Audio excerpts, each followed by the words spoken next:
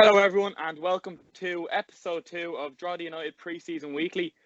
This is episode 2 and we have Drogheda United goalkeeper David Odumosu. David, how are you keeping, mate? Yeah, all good, mate. And yourself? Yeah, all good, all good.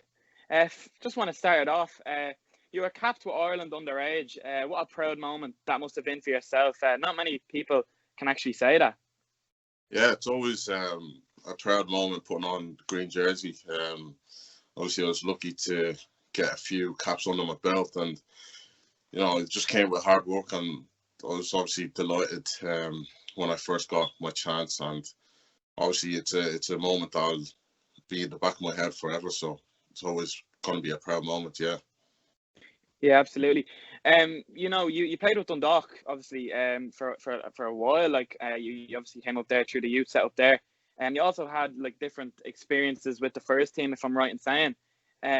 What was it like being like sort of a part of that setup in at Dundalk and that first team, who have obviously achieved a lot of big things over the last few years? Yeah, I first came in when Stephen Kenny was still there, and he kind of brought me in when they turned full time, and it was great coming in. Like, obviously I had school, but in the summertime and whenever there was like an Easter break or something like that, I'd come in each morning, obviously train with the likes of Gary Rogers and Brian Gartland, really top class players in the League of Ireland, and it was a class moment. Like, obviously playing with the best players and the best team at the time. So obviously I was grateful to get the chance to train with them on a daily basis. So yeah, it was great. Yeah, one name that kind of springs to mind there, you say, is Gary Rogers.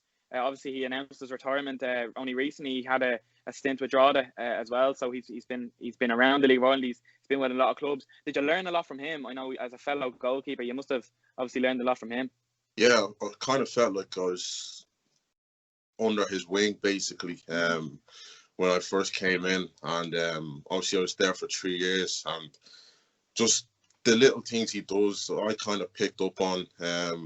He's like a top class goalkeeper, and he does it on the training ground. He works his bollocks off, and I kind of just looked at him and just tried to replicate what he does. Yeah, absolutely, 100%. Obviously now you're with Drogheda. Last year you signed. How did that move come about? Coming to Drogheda. I was kind of at that stage that I was saying to myself, kind of need to take first team football. I kind of need to push myself a bit more. And I remember I was actually away in Spain, and I gave Wayne I was in contact with Wayne, the under-19s manager, and he kind of told me that, look, if I come in, I'll be probably with the 19s, but he said that I could probably get a shot with the first team. And obviously I had a chat with Tim Clancy, and he kind of told me that, look, if I do well enough in pre-season, that there's no reason why I can't push and get a few games under my belt. So it sounded very promising, and I just knew that if I work hard, I can definitely get a shot here. So I kind of just went with my gut and tried to pursue it, and it came out good in the end. Yeah, you say there that what Tim said to you. If you play well in pre-season, you might have a chance, and so you done, and you played every game in the first division for us. Like, how did it feel making your debut for Drogheda? Like, seeing your debut, I think it might have been pre-season. Yeah, the first game I played was against Sligo. Yeah, and I think I played 70 minutes or something like that, and it was just a great feeling to play against senior players and players who are experienced in the League of Ireland. And obviously, like, Sligo in your first game is obviously going to be a tough one, and it was.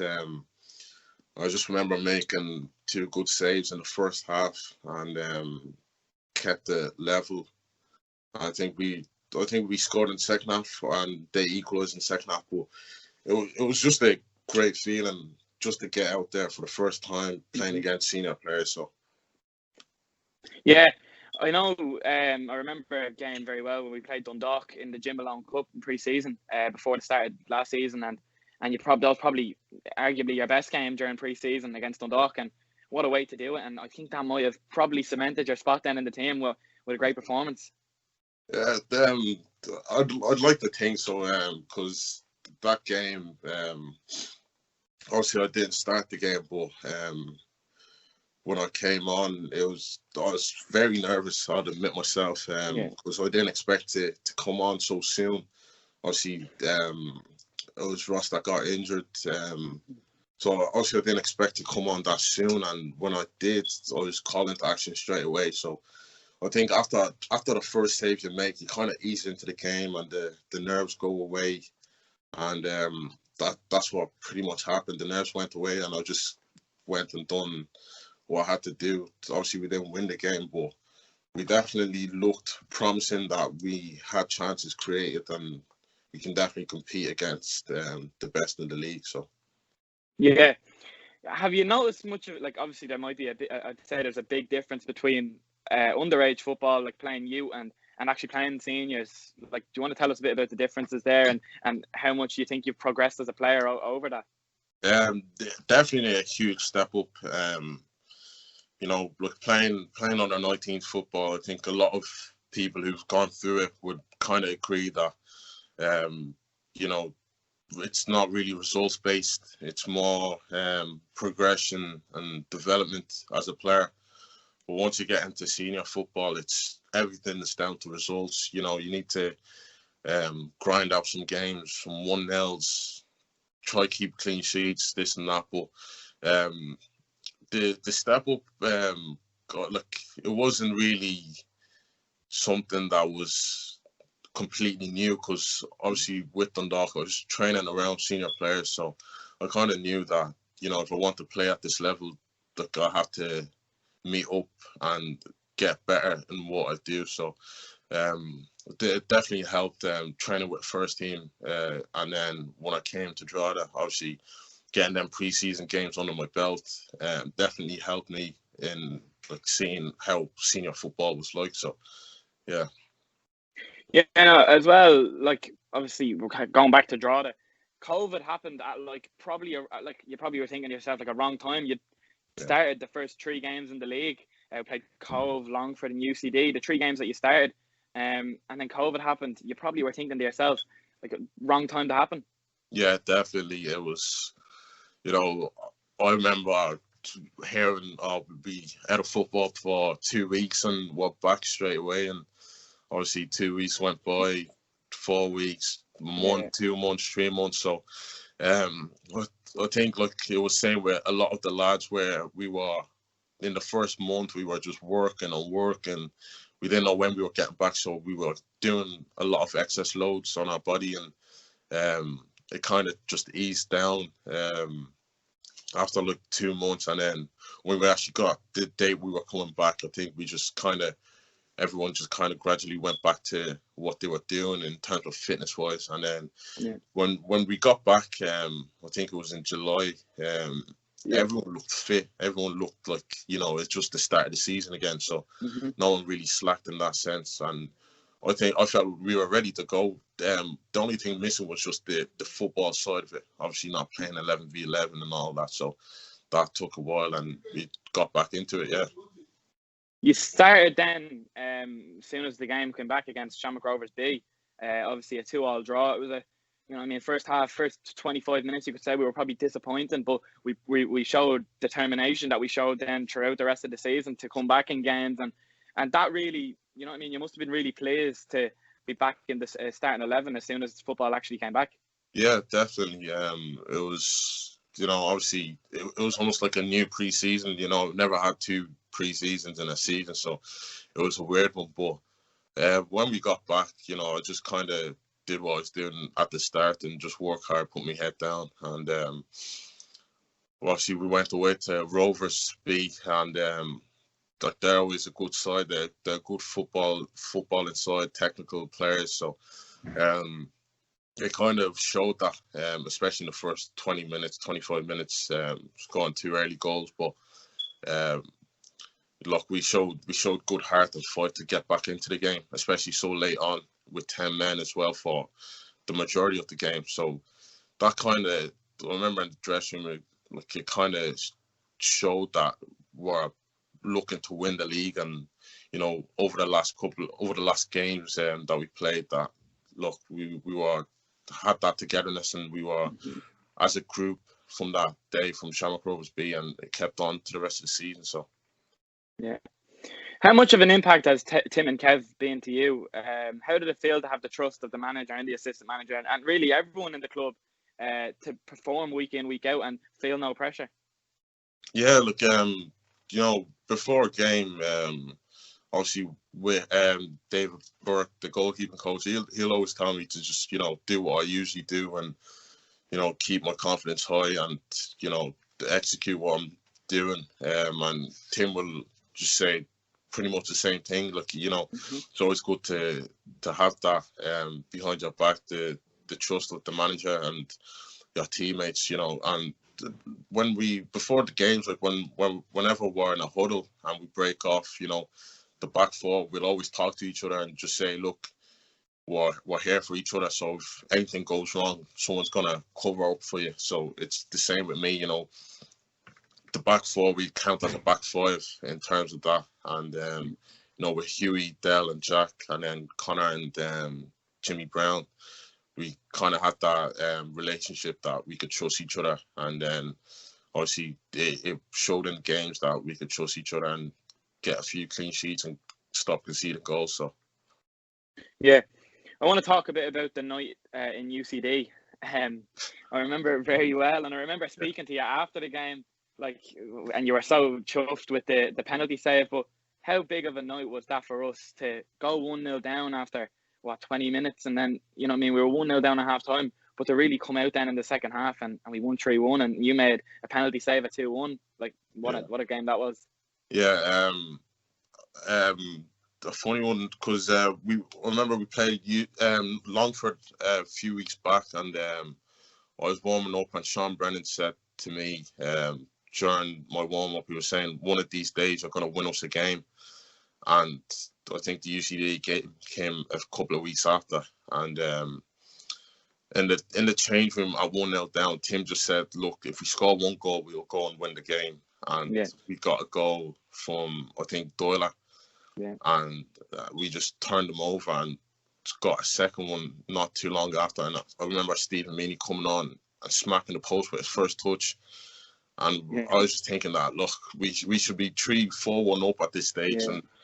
And once they got the penalty, I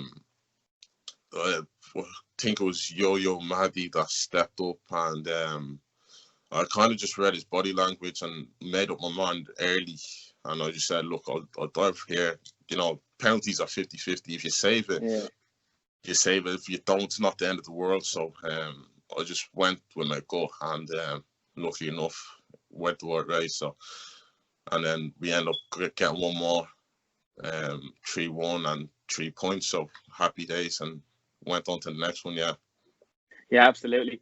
I want to also talk about the night in Bray. That was such a a different performance than what we had experienced in recent games, because we defended like a team, like an absolute team, and it was brilliant. And I remember Mark Doyle literally said to me last week, it was like, it may be another years gone by, we might have actually conceded 1 or 2 goals there. So to actually be able to say that we actually kept a brilliant clean sheet, that game was brilliant. And also the way Bray were top of the league and they were on form. The turnover, a good Bray side, and they were top of the league in their own ground, was a pretty good night as well. Yeah, definitely one definitely to remember. It was a great win. It shows the maturity and the youth in the team that when you need the legs, you have the youth, and then the terms of the clean sheet, that's just down to experience from the lads, just commanding, obviously, the likes of Dell, Huey, commanding the midfield, and then Jake and Sparky passing it on to the forwards. And it was just one of them collective performance that you couldn't really pick out one person. The whole team just performed outstanding, and that was kind of the night that we were edging towards it. And after that 3 points, we were just thinking that it's really here for us. So yeah. great night to remember. Yeah. Yeah, and then we'll speak a bit about the night in Cabinteely, another night that we'll all remember, but another penalty save. It was 2-0 at the time, but it was last 5 minutes, and they had won a penalty. What's going through your head? First of all, I'll say it's never a pen. So it just, it was just one of them ones that you're just like, no way, ref. It was hard, yeah.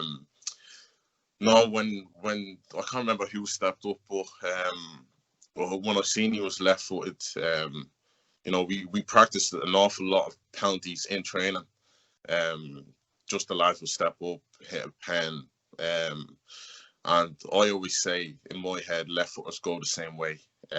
It's not true, but at times I'd go the opposite way with a left-footer, but it just sometimes these things just pop into your head, and as soon as he steps up, like he's going to your left, and he didn't have one of them awkward one-ups where he'll stop and do a hop or whatever. He just went to belt it, and when he put his head down, I kind of knew that I've guessed the right way here, that he's not changing his mind, and got a strong hand to it and kept a clean sheet from then. So absolutely delighted with it, and obviously winning the league on that night as well was something special. Yeah, you talk about winning the league. I know you weren't there to experience what happened with Finn Harps, but to actually overcome what we had overcome like that year, and to win the league this time around was brilliant. And it must have been, even as yourself, like you played all of our first division games, and then to play like such a massive role in winning the league, it was a great feeling. Yeah, definitely.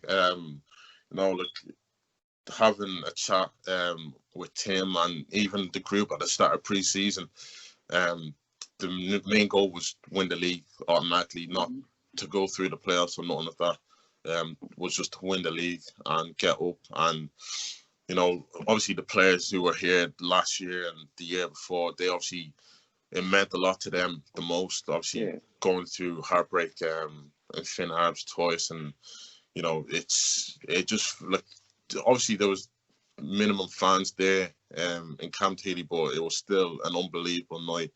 Obviously, it would have been 10 times better with fans there, but obviously difficult times, but it's still an unbelievable night, and just a wonderful feeling. So yeah, you speak about the fans there and how we haven't had many fans in the ground at all this season. Obviously a difficult year and all, but how much do you think, like obviously you miss the fans and all, but obviously you've never really, you've experienced the draw the fans when we played Longford and UCD. How much would you have loved to have the fans there? I know you all would have loved it at the ground on Stradbrook that night, because it would have been a pretty special night. And even the night we played Shelburne last in 2019, I remember we had to packed out United Park. I'm sure you would have loved to have played in games like that. Oh, 100%. Look, even the Longford game was the first time I experienced it, and it was just unbelievable. Like the noise that they generated for. Like it was just crazy, and obviously UCD at home as well was class as well. So obviously I would have loved to experience it, but difficult times you can't. But hopefully we're all praying that we get fans in next season, and hopefully we can do something special this year and give something to fans to cheer on. So. Yeah, the fans have taken to they like you very much. Like obviously you're a big fan favourite now around the club. You've obviously won Young Player of the Year, so that was again voted by the fans. So you must have been delighted to win Young Player of the Year for Drogheda on your first season. Yeah, definitely. My first season here. Definitely happy to win it, especially coming from the fans. Just to see that they've backed me for the whole season, and it just a great achievement, and definitely just want to thank the fans for that. So yeah, absolutely. You also were shortlisted for the SSE SWAI Goalkeeper of the Year, alongside two of the best goalkeepers probably over the last 2 years now. Alan Mannis and Ed McGinty from Sligo Rovers and Shamrock Rovers. So that's a brilliant achievement for yourself. Yeah, definitely. I remember waking up and just seeing my phone and seeing that on my Instagram that I got tagged in a post, and I was just seeing that I was nominated, and really couldn't believe it, to be fair. It was just one of them ones that you just like, you know, surely this isn't real or something. But yeah, no, I was definitely delighted to be shortlisted. Obviously, two great goalkeepers there ahead of me, and you know, obviously Alan Mannis, he conceded like 7 goals this season, and I think like 12 or 13 clean sheets. So it was a no-brainer that he was going to win it, but he definitely deserved it. And you know, just to be mentioned in that category is just something surreal. So yeah. You signed for 2021. How delighted were you to get the deal done and sign back with us and be playing in this squad full of experienced players and younger players? You must be really you must be buzzing for 2021. Yeah, I'm absolutely buzzing to get started. You know, like just what we achieved last year and the group, and you know, I just feel like it was just the right thing to do to sign another year and hopefully get Premier Division games under my belt. Like it's just, you know, it just like a club that you just want to play for, and you know, obviously getting the fans in would be something that you'd want to do, play in front of the fans, especially the way they backed us last year. And I'm just delighted to get started and delighted to keep going with this club, yeah. Before I let you go, we've got confirmation from the league that we will be back on the 19th of March. How relieved and excited are you to get back in officially and get ready for that day, whoever we may play, and be ready for that? Obviously, fixtures are probably set to be announced in the next few weeks, so exciting times. Yeah, definitely. To hear that, you know, we've been in just a couple of times in the last couple of weeks, but we're just buzzing to get back to pre-season, just get back fully and obviously start getting game time under our belt. So I'm definitely delighted that news has been confirmed. So, you know, I just can't wait, to be honest, and see what we can do this year with the group we have. So, yeah. Absolutely. David, I thank you for your time, mate. Brilliant and fair play, and we wish you the best for the new season. Cheers, Luke. Thank you. Thank you very much for watching episode 2 of Drogheda United Pre-season Weekly, the show which we discuss with players and members of the club about the new season ahead and speaking about last season and pre-season. Please check the link in the description to see all of our various social media platforms. Hit the like button, hit the subscribe button and the bell button to be notified of our next video. Thank you very much, and we'll see you next time.